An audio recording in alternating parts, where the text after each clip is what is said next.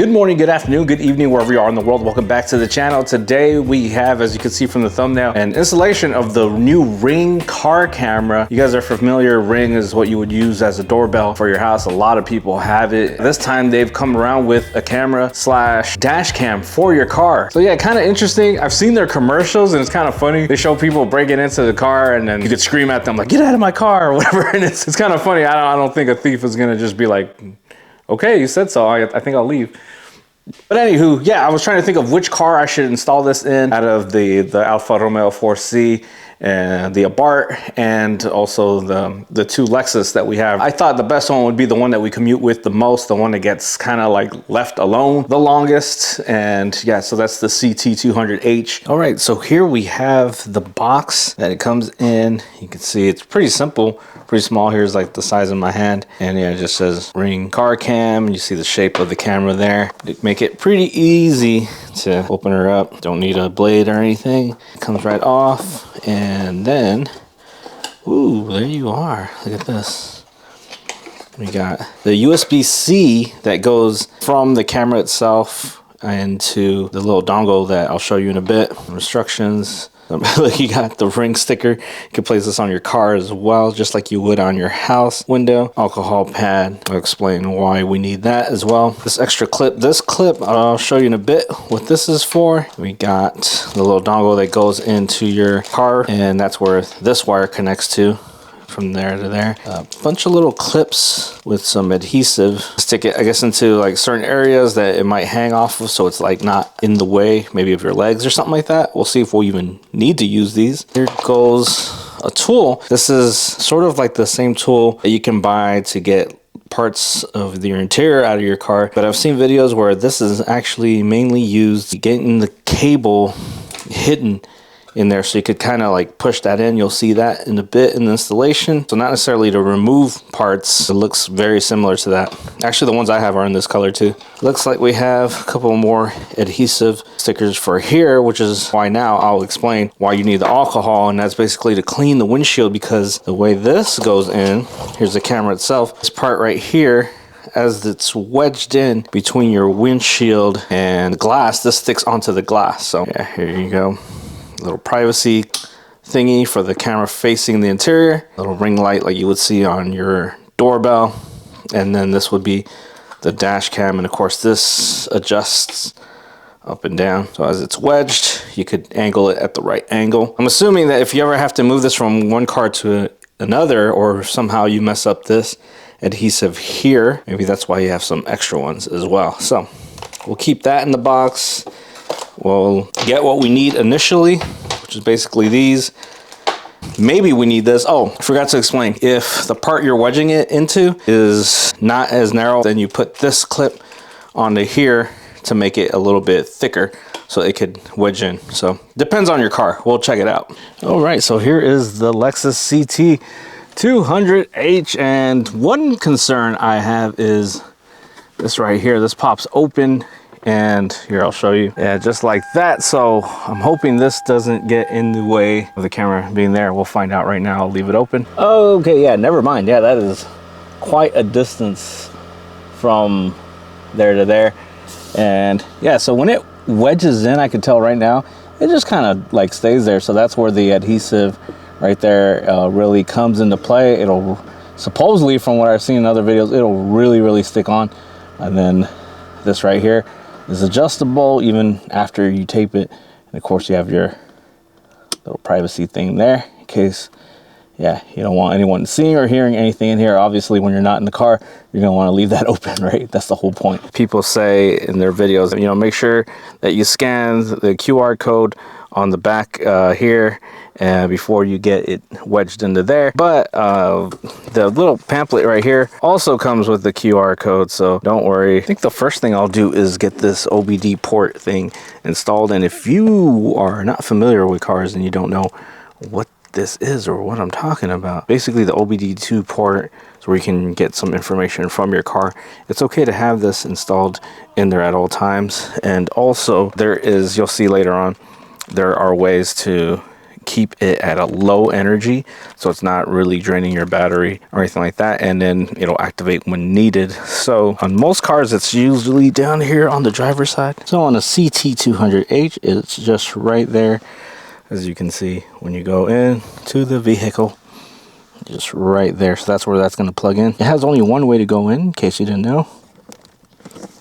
All right, so once you see that, the blue light, you know it's all good. Now, yeah, getting that cable around here, I think I will have it go right through here, up and around, which is a pretty popular part of the car to put it on, and then up into here and down into there. So it's a USB-C on either end, so it doesn't matter which side goes where.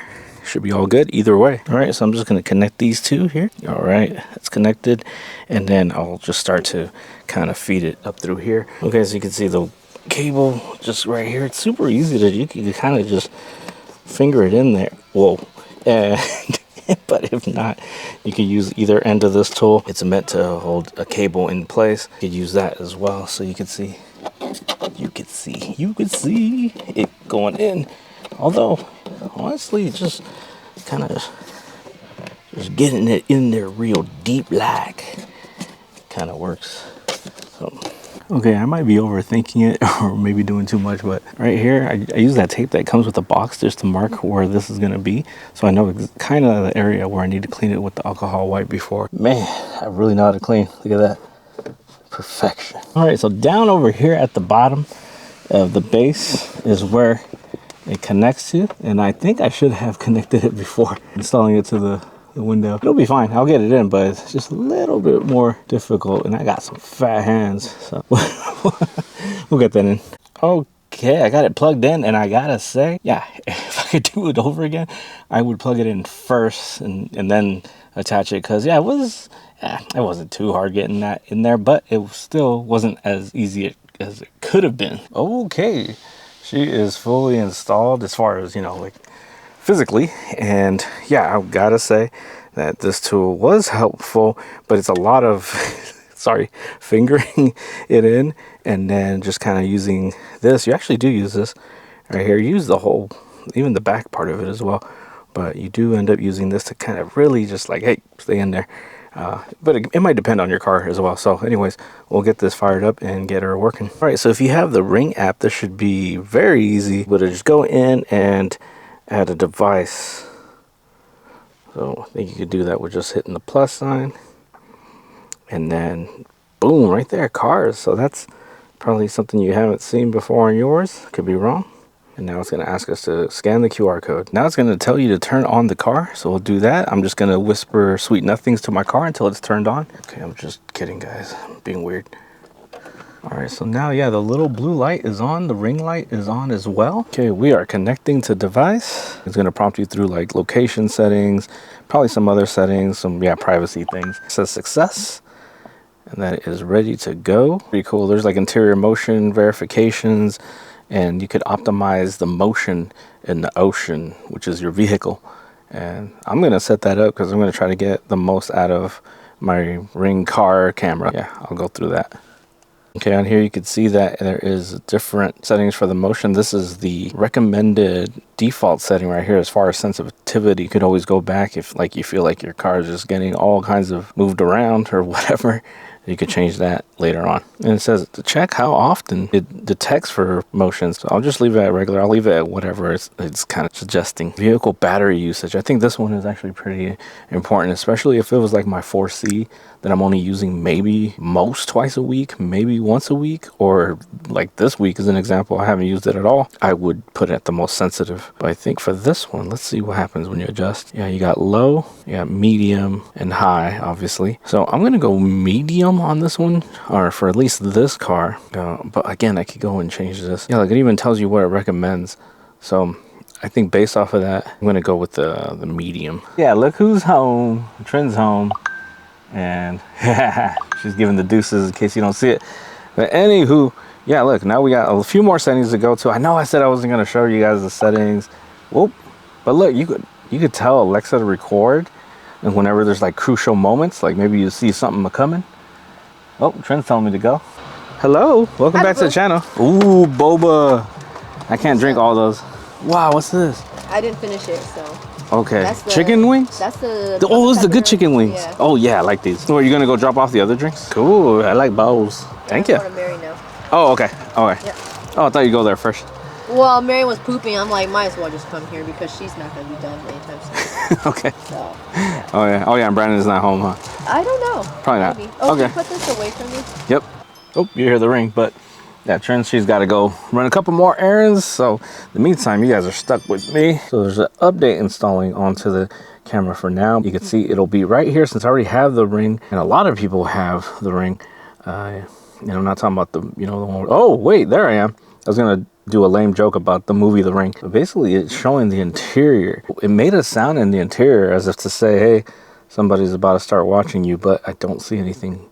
Oh, there we are. Okay. Moving around, showing you guys my phone and the camera. So that's pretty cool. Okay. Pretty nice. It gives you a nice wide angle so you'd be able to see if I have a passenger, anything that's going on, or if someone breaks into the car as well. So that's pretty cool. The one thing I don't see, and I don't think I've saw in any of the other videos, is an exterior view. So I'm thinking the exterior camera is just a dash cam, and you would actually have to go into like a cloud or something and look that up. But for now, I am only seeing the interior. There actually is a camera to go. If you press that, boom. Okay, we do have the dash cam view. I'm straight tripping. Ooh, it's very clear. I heard it's only 1080p though. It's not 4K, or maybe is it less than 1080? Anyways, let's go for a drive. All right, going for a little drive. And then you could see, I got the screen recorder on. You could see the dash cam work right now. Yeah, as I drive through my neighborhood. Yeah, I'm not gonna go too far because yeah, I actually may or may have not left my wallet in the house. And you know what's usually inside the house. But yeah, look, this is fairly clear.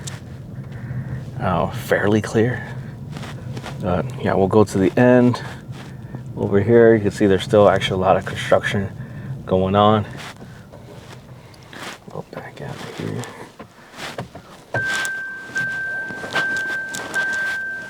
But yeah, this is pretty clear. I know. See, there we go again. It disconnected, so don't know. Ooh, that's. It could be my own service and not necessarily the service of the camera, if that makes sense. So it probably still is recording. Yeah, now we're recording on the inside, so I guess that's not too bad. Now I could show you guys an example of the inside of the camera as I'm driving around. Okay. Oh, we should also try the audio. Let's try that. Let's see. Hello. Hello. Whoop. Okay.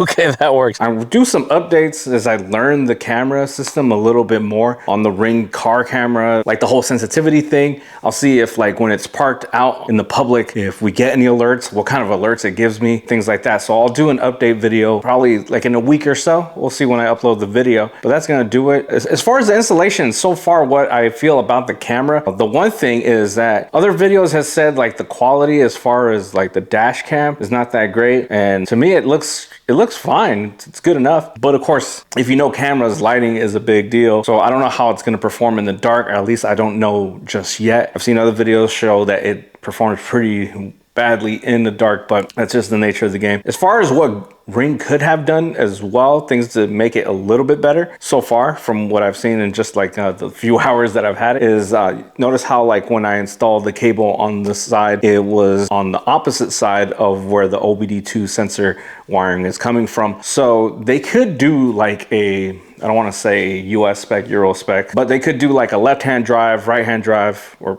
you know, my left, your right hand drive, and have it where you could connect from one end or the other depending on on where it's coming from. But then again, it's their first camera, so maybe they're not gonna go out of their way just to come up with two different versions of the same thing. Or maybe it could connect somewhere else where it's more accessible from either end, if that makes sense. The other thing would be nice, and who knows, maybe there's something they have planned in the future, but like a proper dash cam setup would also have a rear dash cam. So if you're getting hit from behind, you have, or anything you want to see from behind, you got video footage of that as well. Maybe an easy thing is have the two cameras interconnect with themselves or something like that. I mean, you could have Ring cameras everywhere in a house. Maybe that's the future plan for the car. Maybe they start with one in the front and then see how well that does and see if they want to add more cameras to your car. I mean, it could be the thing, right? Maybe a camera in the trunk, like someone pops out your trunk and bam, there's a camera right in your face. Who knows? But that's something that'd be pretty cool in my opinion as well for this whole the Ring camera. Other than that, the install was super easy. If a lot of people have Ring, so installing the software, it's probably already in there for most people. And if you're buying Ring, I mean, like you probably already know the product anyways. I don't see anyone saying like, oh, I'm just gonna get a Ring car camera and like not have a Ring doorbell or something at their house. It would be kind of, that's like a one-off thing. I don't know, that's my opinion. I could be wrong. But anywho, again, thanks for watching the video. Hope you guys enjoyed. Hope you learned a little bit of something from it. Some more update videos to come. And if you could, please subscribe to the channel. That helps a lot. Also, if you give a thumbs up. And yeah, watch out for all the other videos I put out, which is mainly car meets, car events, pretty much automotive vlogging as I call it. That's gonna do it. I'm rambling. Talk to you guys later.